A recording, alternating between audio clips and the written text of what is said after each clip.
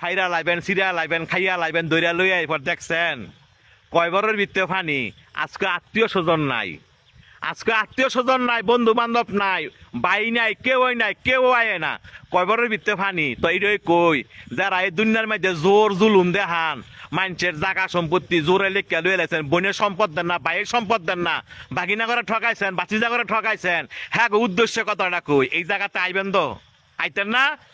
এই জায়গাতে আইবেন তো, জব আপনার দেওয়ান লাগবো, সম্পত্তি আপনার ফেরত দেওয়ান লাগবো, এই জায়গাতে আইয়েন।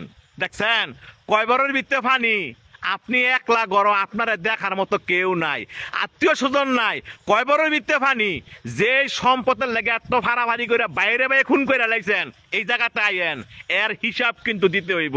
যারা মানুষে বিনা কারণে ফিটাইছেন, মানুষে বিনা কারণে শরম দেন এবং মানুষের টিটকারি করেন, এই জায়গাতে আইয়েন, আড্ডি মাংস সব ফেরা লাইব।